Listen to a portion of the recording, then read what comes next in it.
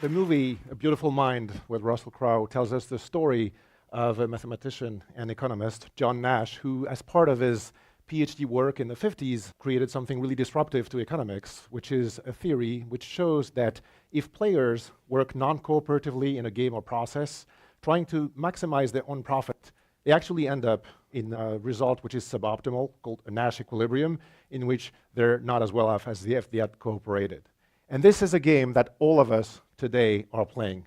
Because when you go to work, when you go home, you want to get there as fast as you can, and you all use apps that are not playing with each other, whether you use Google, Waze, Inrix, or many others, and you're not cooperating.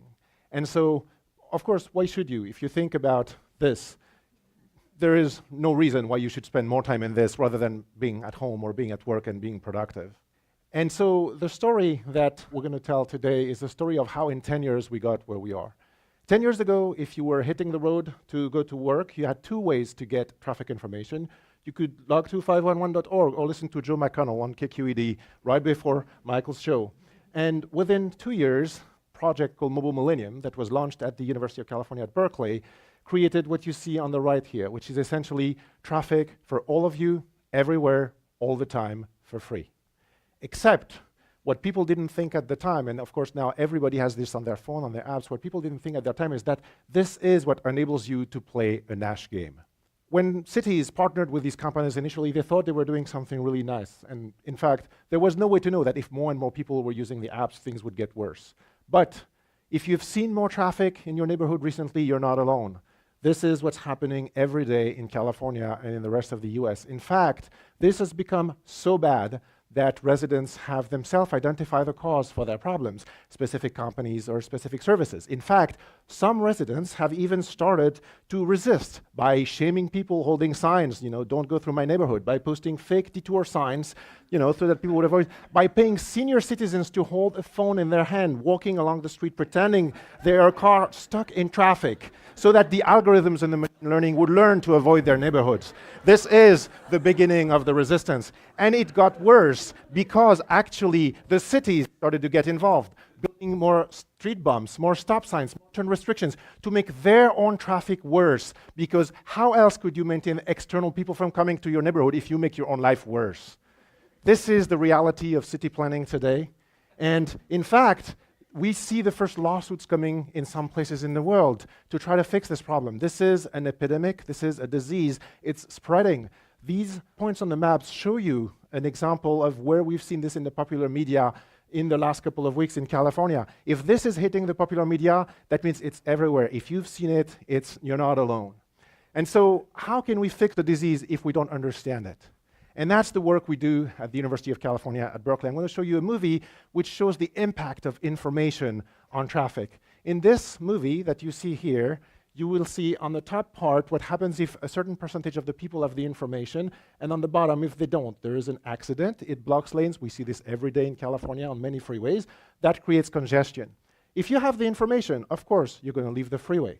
So you're going to try to find an alternate route. If you don't have the information, you're going to stay on the freeway. The problem is, at some point, the accident gets removed because the CHP has done their job really well, and then people who have left the freeway or who have that information are still leaving the freeway. And what it does is it creates an activation of a bottleneck because, of course, everybody's using the same off-ramp to get off the freeway. So what does it do to the freeway? It congests it even further. And so now you have additional congestion on the freeway where you would not have it had you had not that information. That shows you the impact of that information.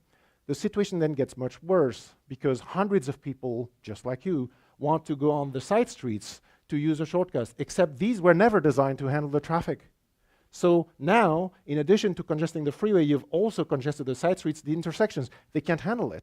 They don't even know about this because they're working on fixed single timing plans. So now, in addition to also jamming the side streets, you're also jamming the connectors because the intersections themselves get perturbed by this extra traffic. And in the process of that, you're also now jamming the other direction of the freeway. So you can see with this illustration an impact of the information on traffic. And so this is what we don't want. This is the result of a Nash game. And what we really cannot do is we cannot build ourselves out of congestion. There's no more space to build freeways.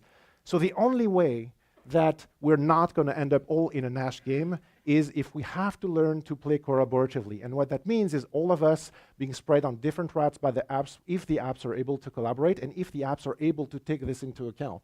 And more importantly, we need to enable the collaboration between the private sector and the public sector, because at the end of the day, the people receiving the traffic are people who live in the city, and their infrastructure are the ones who are able to handle it and have to handle it. So what we do at UC Berkeley to prevent this Nash game from happening every day in our lives in California and the world is develop the proper science and technology so we can enable this collaboration both at the commuter level, you and me, and the city level. Thank you.